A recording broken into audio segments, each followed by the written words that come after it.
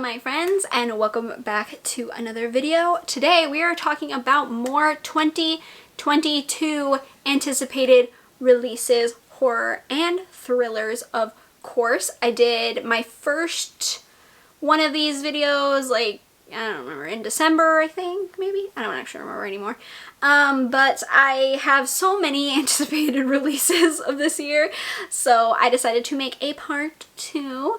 I feel like these are really fun, talking and chatting about new books that are coming out and kind of just like seeing how everyone feels about new releases and saying like which ones I think are going to be really good or which ones I'm really excited about. Yeah, I just really like doing these videos. I think they're fun, and I have 12 to talk about in this video.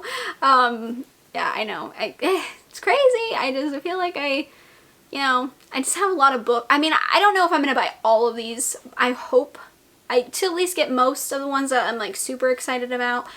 But yeah, I mean, I just want to talk about some books that I'm like really excited about. The first book that I am going to talk about that is coming out this year, it's actually coming out in June, and I feel like this is going to come to no surprise, and it is From Below by Darcy Coates. My girl's got a new book coming out. I'm excited. I mean, besides Ravenous Dead, obviously that one's coming out too, but I feel like I haven't read a good like ocean horror story, so I'm very excited to read like Darcy's take on it, just because I'm biased. I love Darcy, so I feel like I could really love this. But basically, this is about the SS Arcadia, which vanished without a trace during a routine voyage, and 60 years later its wreckage basically has been discovered. And so Cove, who is the main character, and her dive team have been granted permission to go and explore the Arcadia. And I guess there's gonna be things down there waiting for them. It says, but the Arcadia has not yet had its fill of death, and something dark and hungry watches from below. That sounds terrifying, because I don't know about you. I'm terrified of the ocean. I think the ocean is very scary. I don't like that we don't know everything down there. I think that's terrifying. You could not pay me enough money to go down there. Like, honestly, I don't think I could handle it. So I think this could be a very claustrophobic read. I feel like I could get very like claustrophobic during this, and I'm excited. I think it sounds really good. You know, I love Darcy anyways, so I feel like it's kind of a win-win for me that like it's gonna be a Darcy book, but I'm very excited. I think it sounds really good. I'm very excited for it. Like really excited for it. I feel like this is absolutely one of the ones that I will be picking up. I have to get it. It's Darcy, obviously, but I just have to have it. Like, I have to have it. Okay, the next book I want to talk about is a book that's actually coming out on February 8th. So very soon, and that is The Book of the Most Precious Substance by Sarah Gran, who is actually the author of Come Closer. That is one of my favorite books. I really liked Come Closer, so I am very excited to read this. It says it's a new thriller, so I don't think it's going to be as like horror as Come Closer was, in my opinion. But yeah, so this is about a mysterious book that promises unlimited power and unrivaled sexual pleasure. It's also about a down-on-her-luck book dealer hoping for the sale of a lifetime, and a twist so shocking no one will come out unscathed. That sounds very ominous, to be just truthful. That sounds very ominous, but It's basically about a former novelist, Lily Albrecht, has resigned herself to a dull, sexless life as a rare book dealer until she gets a lead on a book that just might turn everything around.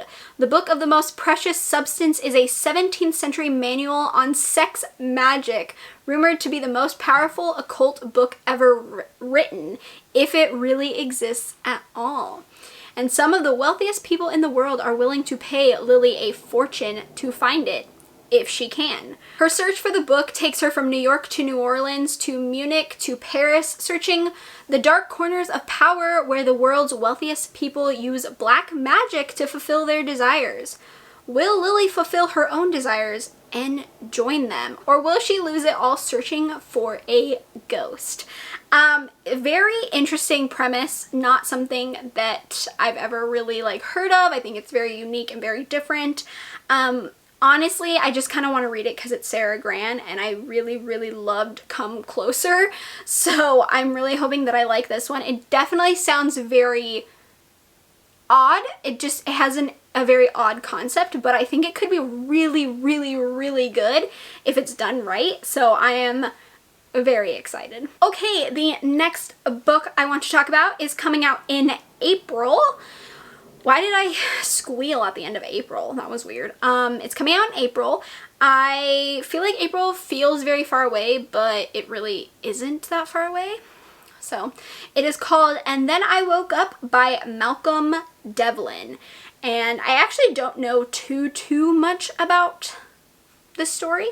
But the cover is really, really, really cool. Really cool. I know I really shouldn't be anticipating these books based off of their cover because I'm a little traumatized by Nothing But Blackened Teeth from last year, but I still have to look at the covers, you know? I have to do that. I can't help it, okay? When a disease affects how reality is perceived, it's hard to be certain of anything. Spence is one of the cured living at the Ironside Rehabilitation Facility.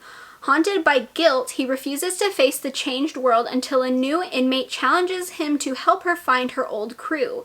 But if he can't tell the truth from the lies, how will he know if he has earned the redemption he dreams of? How will he know he hasn't just made things worse? I don't really know what that means. That really doesn't give me much. It's a very vague plot. But I kind of love vague plots. I kind of really like when it doesn't give me a lot to go on. So I'm very intrigued. I think it sounds very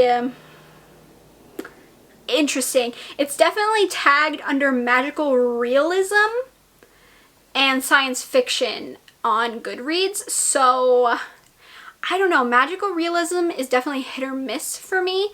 But I do think this sounds very interesting and kind of I don't know, it just sounds weird, and I really want to read. I just really want to read it. I don't know. The next book that I am going to talk about is Things We Do in the Dark by Jennifer Hillier.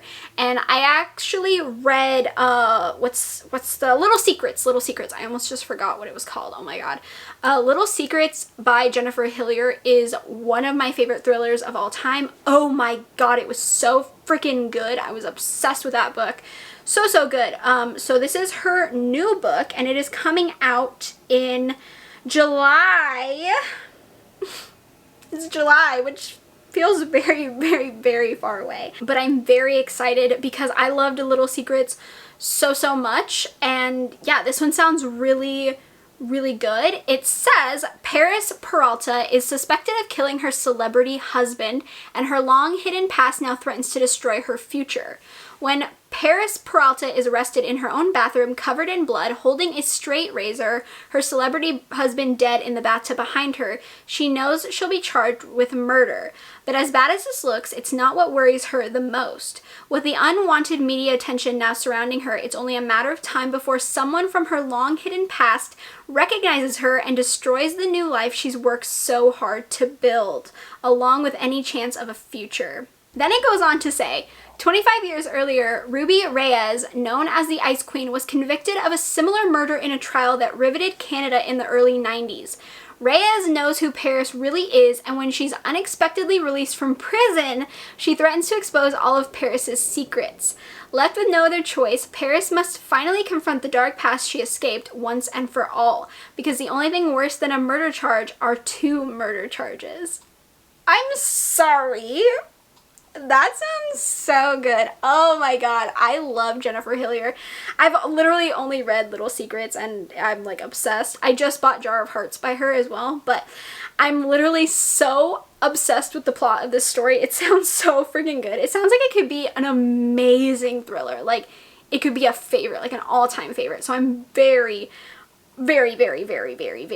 excited for that one. Next up is a book coming out in June, which again is so far away. And that is Little Bird by Tiffany Muret. I don't know how to say that. I hope that's correct. One, the cover is really what got me. I know. But it's very eye-catching. How beautiful. Also, there's a little dog in the cover. Do you see the little dog? Oh my god. I love dogs. Anyways, this book is about freshly divorced and grieving the death of her father, Josie Lauer has caged herself inside her home. To cope with her losses, Josie follows a strict daily routine of work, playing with her dog Poe, and trying to remember to eat a decent meal, and ending each night by drinking copious amounts of vodka. In other words, she is not coping at all. Honestly, very relatable. I already kind of relate to the main character, so, well, except for the copious amounts of vodka. I don't drink vodka, because ew. But, like, you know, the not coping at all, like, same, you know? Everything changes when Josie wakes to find a small shrub has sprouted in her otherwise dirt backyard the morning after yet another bender.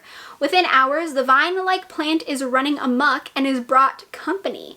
The appearance of the unwieldy growth has also heralded the arrival of a busybody new neighbor who insists on thrusting herself into Josie's life.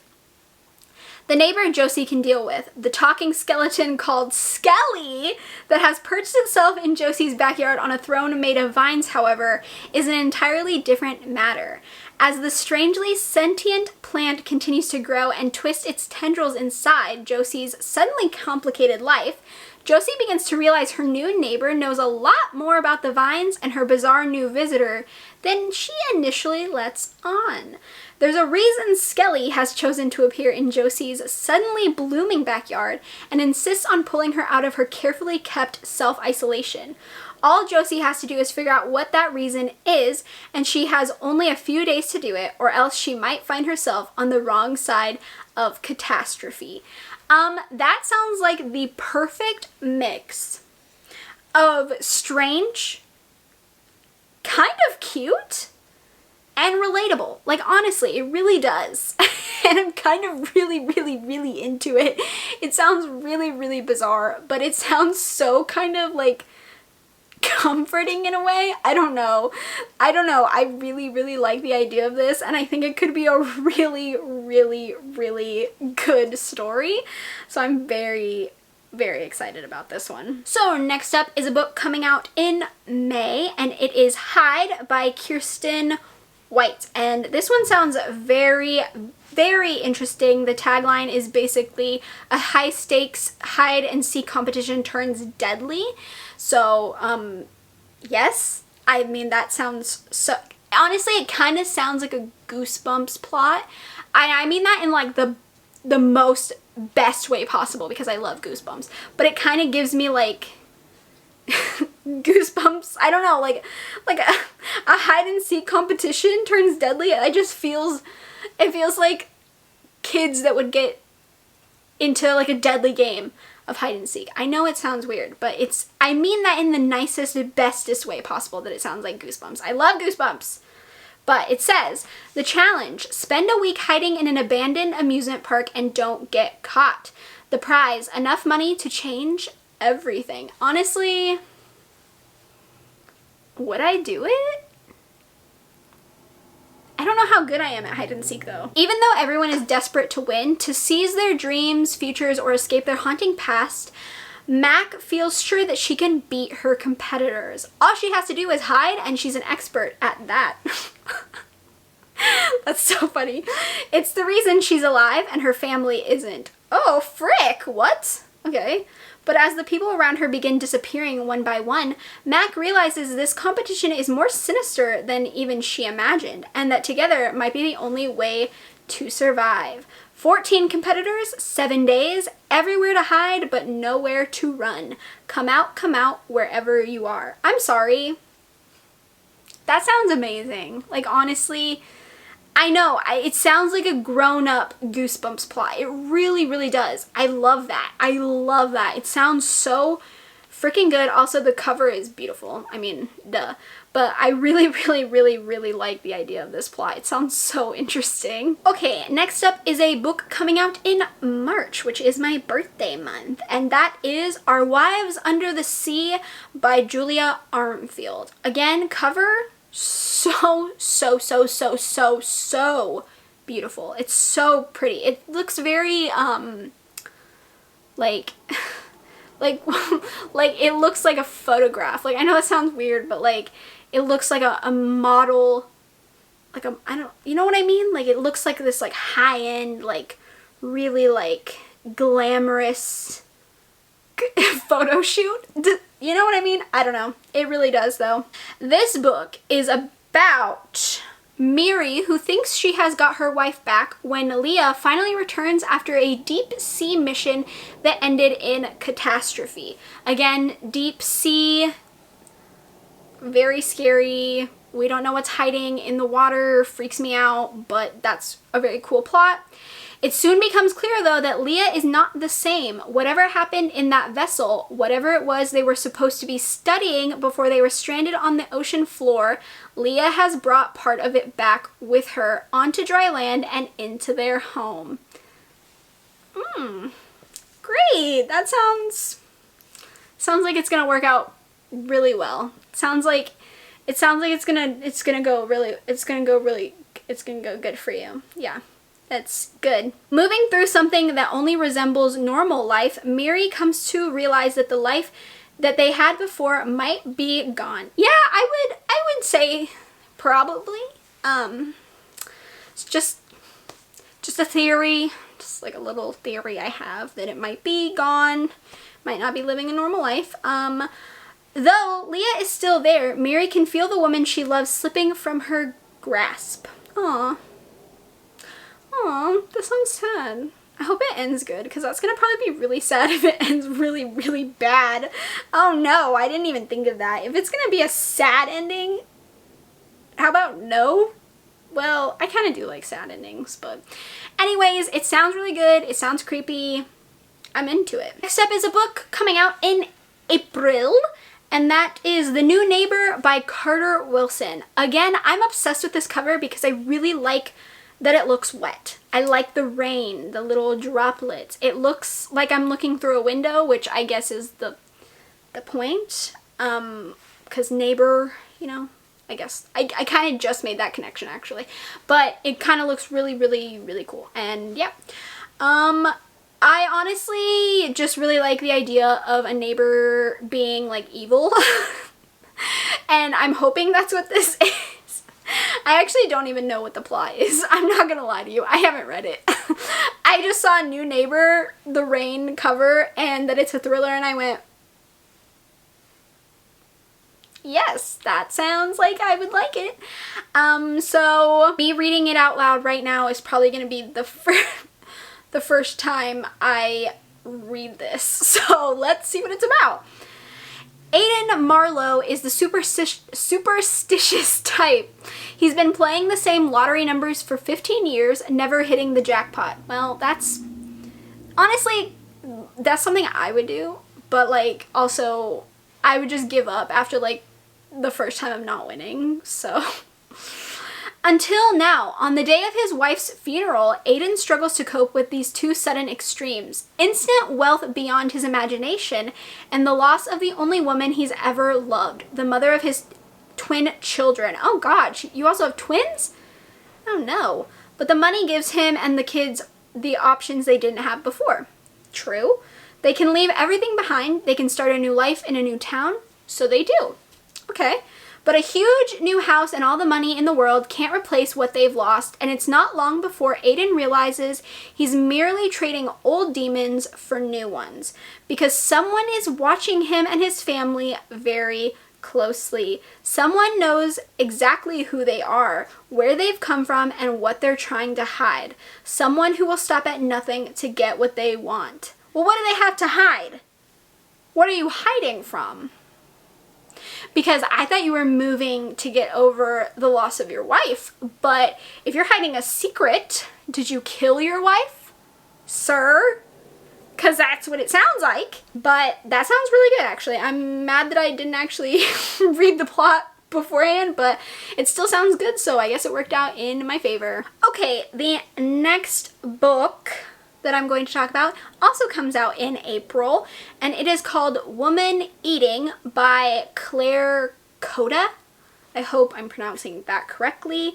So this is actually a vampire story, and it sounds like it's just a new take on a vampire. It's, from what I can tell, it's just about this woman named Lydia who is just always hungry, and she has to feed on blood because she's a vampire. But it sounds like she doesn't really want to. She kind of just wants to like live a normal life and eat regular food and be normal. But it sounds like she's just gonna have to reconcile the conflicts with inside of her, and like who she is, and that she's a vampire. And I mean, that's all that I'm really getting from the plot. I was gonna read you it, but it's like really, really long. You can't even see that. I don't know why I held it up for you to see. It's really long, but that's pretty much all it says, is just that she's trying to like realize that she's not normal and that she has to drink blood. I don't know. It sounds interesting. Like, I just want to read more vampire books. I feel like I don't try enough vampire stories. So, you know, it sounds interesting. It sounds different, and it sounds like I'd like to give it a go. So, the next book I'm about to talk about is coming out in February, February 8th. So, very, very, very soon. And this is called Cherish Farah by Bethany C. Morrow. This sounds very interesting. It says it's a social horror novel in the vein of Get Out meets My Sister, the Serial Killer. It's about Farah, a young, calculating black girl who manipulates her way into the lives of her black best friend's white, wealthy, adoptive family, but soon suspects that she may not be the only one with ulterior motives. That sounds so creepy. Honestly, is it bad that every time a book kind of says that it's gonna be in the vein of Get Out, I get really excited? Like, I get really excited. And I know that they can't all be like Get Out, and that like that it's just hard to like meet the standards of such like a well-known horror movie, but I kind of love when they say it's like Get Out. Like, I get really, really, really excited. So this one just sounds very interesting. I want to know what the ulterior motives are. What are they up to? What's going on? I don't know. It's something that I like need to know more about. I'm just like, I don't know. I have questions. I just want to know. And My Sister, the Serial Killer was really, really good. I really enjoyed that. It was funny and dark and exciting, and I don't know, I really enjoyed that book. So if it's like Get Out and My Sister, the Serial Killer, then I feel like I might really, really, really, really, really like this one. So yeah, I'm very excited for it, and it's coming out very soon, so hopefully I can get my hands on it quickly. Okay, the next book, it's coming out in May, and it is called Hidden Pictures, and it's by Jason REKULAK. I really, really, really, really like this cover.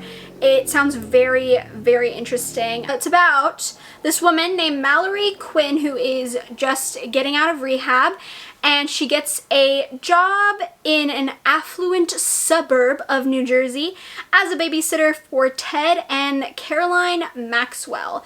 She gets to look after their 5-year-old son, Teddy. Oh, Teddy, that's so cute. It says Mallory immediately loves this new job. She lives in the Maxwell's pool house, goes out for nightly runs, and has the stability she craves.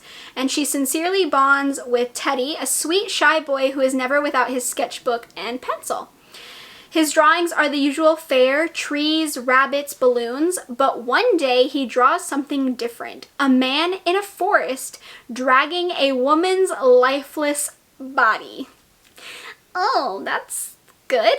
I mean, to be fair, it could actually be good that he's drawing that. Like, I know that sounds bad, but like, if he's gonna tell you something, like, I'm just saying, Teddy might just help people out right now. Like, Teddy might be saving the day. I'm just saying.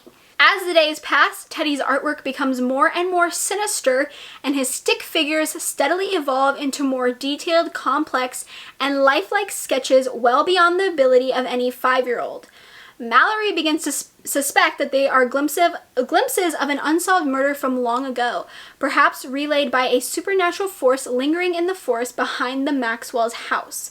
With the help from a handsome landscaper and an eccentric neighbor, Mallory sets out to decipher the images and save Teddy while coming to terms with a tragedy in her own past before it's too late. See, that's what I'm saying. Teddy could save the day doing this. I'm just saying, like, yeah, it's creepy. Yeah, it's weird that he's like drawing, but especially if it's really lifelike, Teddy's about to tell you who it is. Teddy is about to save the day. Teddy's about to spill the tea and the secrets. So is it really that bad if Teddy is doing it? I mean, it's creepy, a little scary, a little traumatizing for poor Teddy, but you know, it might turn out all right if they can solve the mystery. So it sounds very interesting, sounds very cool, very excited. Okay, this is my last anticipated book for this video. And this one's coming out in February, actually February 1st, so it's coming out very, very soon. And it is called The Violence by Delilah S. Dawson, who is actually the same author of Mine, that middle grade horror book that came out last year, I believe. I never got to read that one. It was one that I really wanted to read, but I never got a chance to read it. But that is the same author. And this one sounds very, very interesting. Chelsea Martin appears to be the perfect housewife, married to her high school sweetheart, the mother of 2 daughters, keeper of an immaculate home.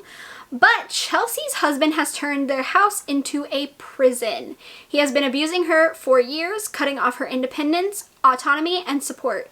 She has nowhere to turn, not even to her narcissistic mother, Patricia, who is more concerned with maintaining the appearance of an ideal family than she is with her daughter's actual well-being. And Chelsea is worried that her daughters will be trapped just as she is. Then a mysterious illness sweeps the nation. Known as the violence, this illness causes the infected to experience sudden explosive bouts of animalistic rage and attack anyone in their path.